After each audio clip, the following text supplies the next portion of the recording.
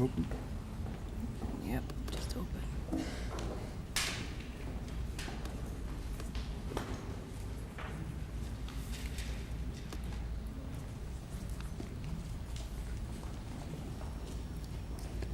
Hi everybody. Hello, my name is Massoud Hassani.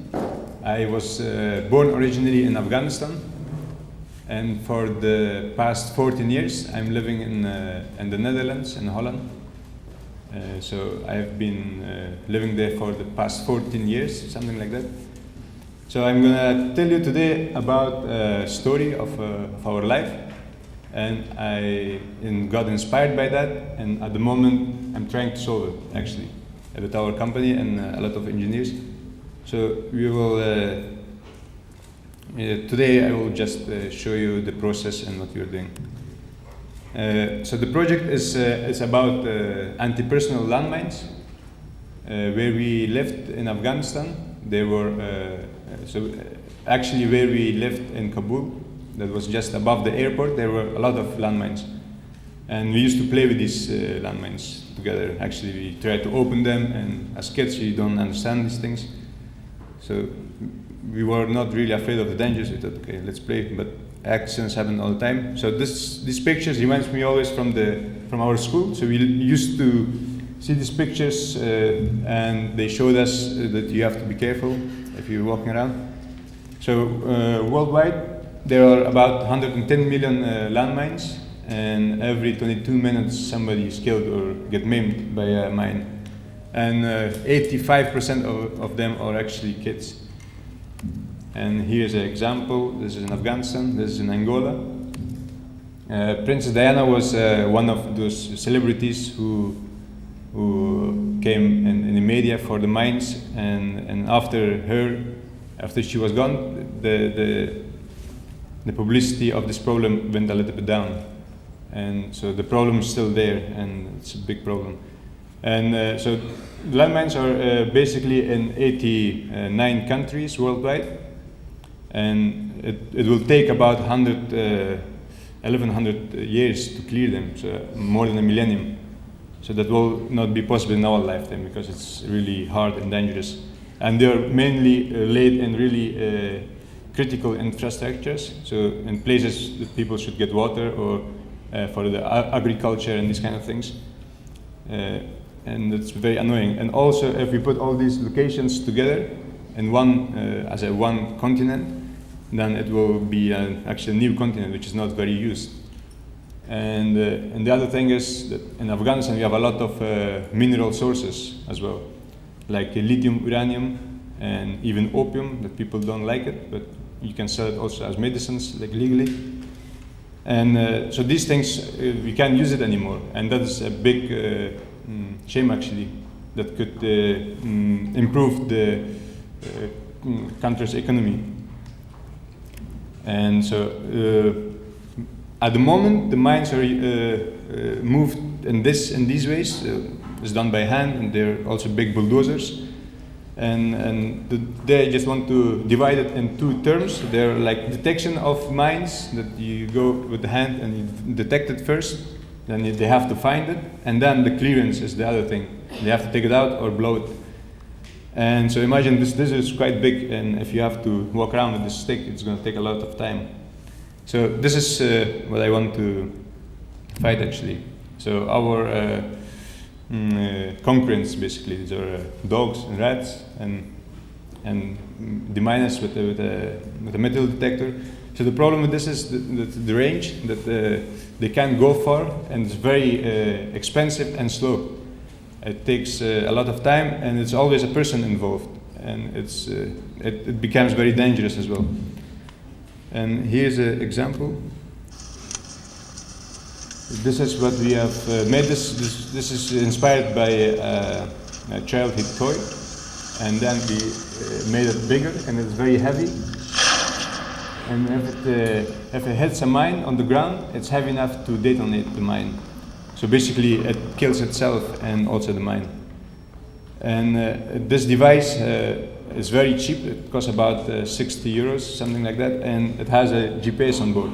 So if it rolling along, and the GPS is navigating everything, so you see everything on cloud, then you can track it and so on. And so actually the software behind this is very interesting, and we are now also talking with software companies like Google and other engineers to make this, and it's getting, yeah, it's very interesting. And so the main bow that we have showed, it costs about 60 euros, that's the breaking cost. And at the moment, we are also working on a new device, and that is a very smart one.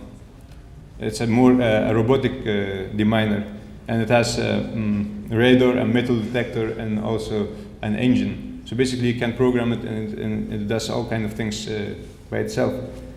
And so deadline for this is 4 months, 5 months at the moment. And so now I will go back a little bit and try to tell you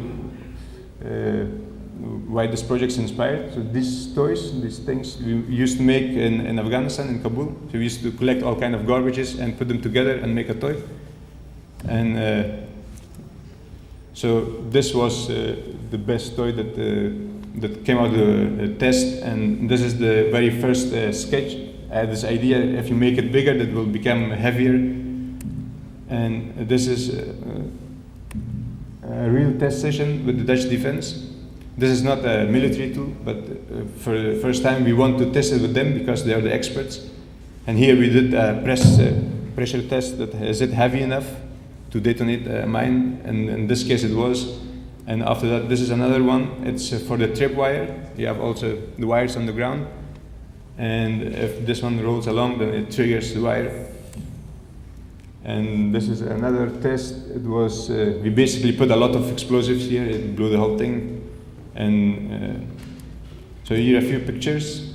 And because of it looks, how it looked, it became also a bit.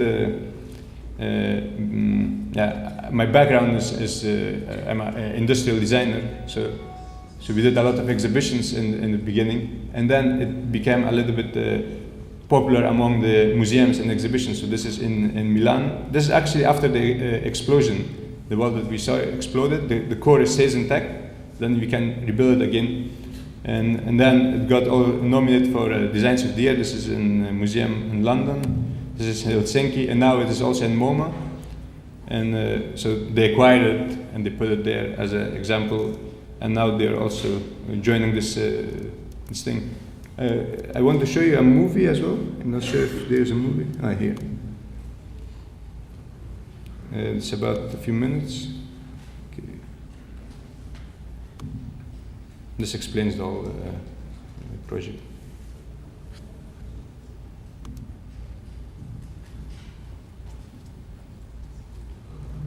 Does it work?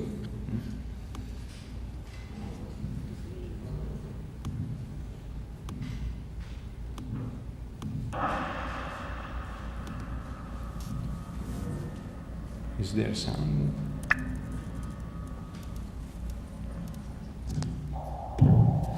I would do like this. My name is Massoud Hassani. I was born in Afghanistan. We lived on the outskirts of Kabul on the edge of a desert. Back then, there were many militaries from foreign countries who would train there with guns and explosives. When they went home, they left lots of explosives and mines behind.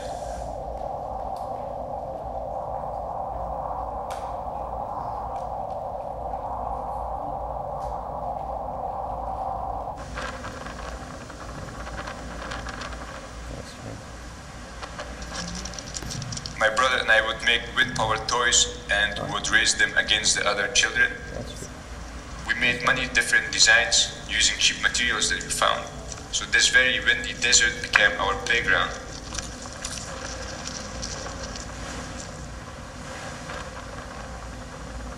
Most people who live in Kabul will know somebody who has been hurt or killed by a landmine.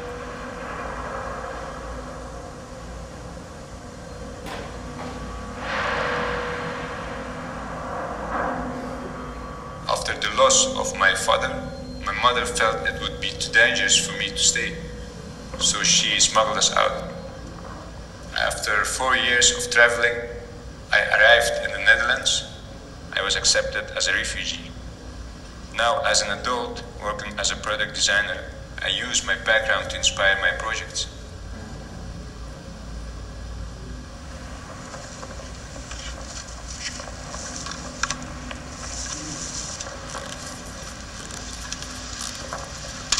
It has been calculated that it costs about $1,200 to clear a single landmine. So I designed a prototype that I hope to realize in places like Afghanistan. The total cost of its material is about 40 euros.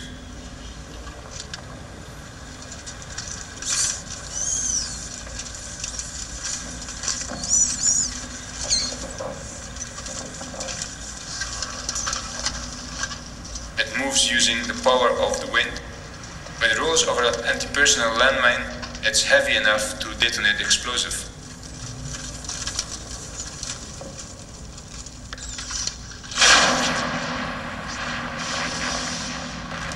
With each detonation, the Mine Kafon loses just 1 or 2 legs. Therefore, it could potentially destroy 3 to 4 landmines in one journey.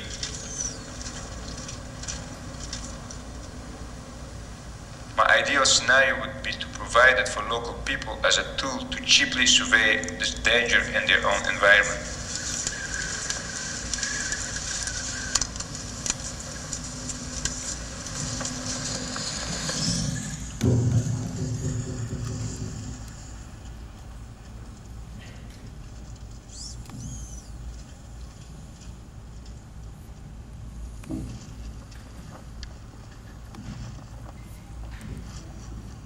So after this, we thought this is probably interesting to work on, and after that, we did a Kickstarter project to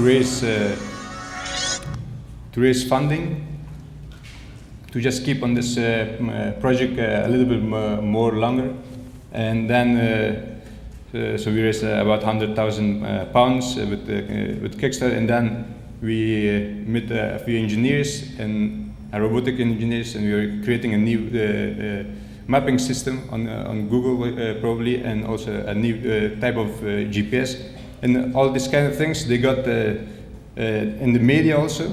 So there was a lot of TV shows and also documentaries about this project. So this got very interesting because it started only with a personal issue, and then we got a lot of messages from people about political issues or art or innovation. So it mixed a lot of things. And at the moment, the first prototype that I've showed, we are still testing this. And the second prototype, which is the robotic one, we are making it at the moment. This is the very first beginning. And we want to work also with the NGOs and United Nations in the future to push them to use these kind of tools, because they are using very old materials from the 50s or 60s. They're very slow, and also with locals. So now we come up with a new idea. With locals, we want to launch a platform on its website, so people can gather together and select an area in the world, so a small area in the world. They can adapt this area and then clear it together, or with the other, you have a group of people in Europe, and then these people they create another group of people in Afghanistan, and then they collaborate and then they solve the problem. And so now we are working on this software. Probably in 2 or 3 months this will be also realized. So at the moment, what we are looking for, also more expertise and more investment to make it faster, and guidance and network. So this is a never ending. And yeah, thanks for your patience. That's it. Thank you.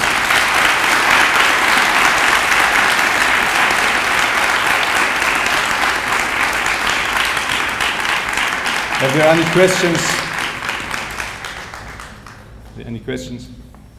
Floor is open for any questions. If you have any questions, Mike, Nada? I'll get the mic.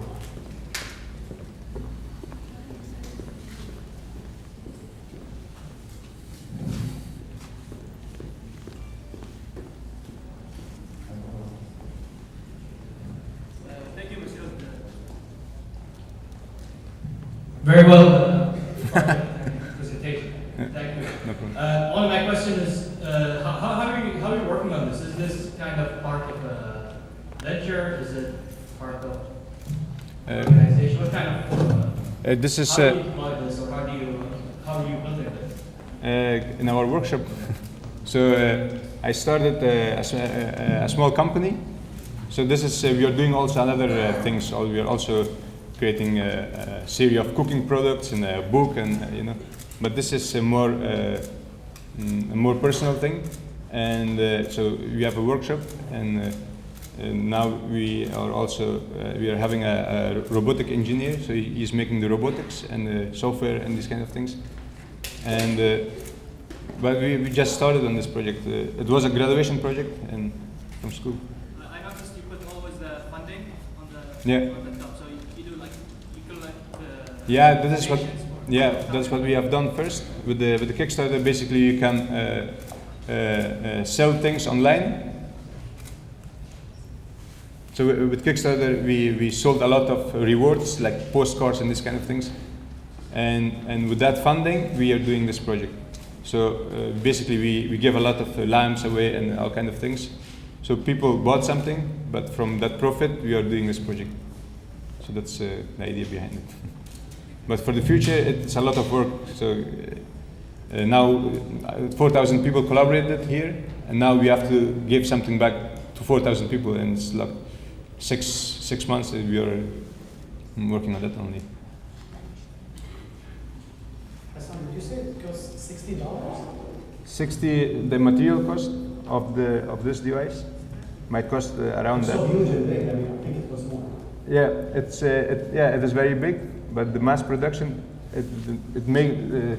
we use a lot of bamboo, and which that's cost nothing, and the plastic around it, it's about 30 euros, and the software inside it. Now you can buy a computer for $25. So like in GPS costs only $1. How easy or difficult is it to produce it in the countries in trouble where there are mines like Iraq, Afghanistan? Can they produce it there? Locally, we say in the movie locally, but locally can be also a problem because then they need guidance at least. But at the moment we want to produce it ourselves or NGO that does it, because we are a design company. This is not our job. That we don't want to become an NGO or a government, but they can like take over the project and develop it further or deploy it. So that's. There's a question through Instagram from Query Chilgar. The question is, what does Kafon mean? That's in our language it means explosion. Explosion? Yeah. Oh, okay. Yeah, that's literally that it damaged itself actually. Okay. I thought you were referring actually to Kafan. Yeah. Kafan? No. Kafon. Okay. No, Kafon. It's a verb from Dari. There's another question from Rowan.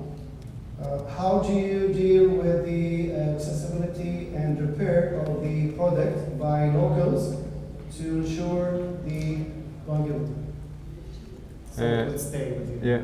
So basically, it shows a dangerous area because it's very cheap, and if it gets damaged, it shows also visually that it's a dangerous area. Then you can't actually you can avoid it. So you see it, and that's dangerous. You don't go there actually, and then that's why we keep it also very cheap. The first prototype, and the second one, then we can use the second prototype, which is the robotic one, and then you can send the robotic to the exact location, and then the robotic can do the research really systematically, and then you have more data, more things. Can we just get closer to the mic, Hassan? Oh, sorry. Yeah. Oh, I thought it was this. PS11 داخل القاعة. The wrong mic. This is one more question. Sure. On the first model, the MK1, is it necessary that the wind should be windy so it moves, or is it? It is, it's based, the prototype is based on wind. That makes it also very cheap. But we are also trying to implement there a robotic engine in it. So then you have a choice. So if there is no wind, you can use the robotic engine to steer it, a cylindrical. Yeah, that's also possible. Well, I wonder how windy is it in Kabul? In Kabul, at the airport, it's about 3 knots, 3-4 knots. Then it moves already. And but it's in North Sahara, Sudan. They're the really locations. There's another question through Instagram from Mohammed. He asks, the financial support, could it be through buying lots of, such a toy, and then you'll be doing it, more and more? Yeah, it is possible. What sort of financial support? Yeah, so yeah, it is possible. Now we are also thinking of a miniature of this, a small miniature. And we want to sell it online or via MoMA or some museums, and so in that way we can also fundraise it. But ideally would be to have a lot of money to do it faster. Otherwise it's going to take long. But if there's no choice, we will do it in this way. Do you have a question?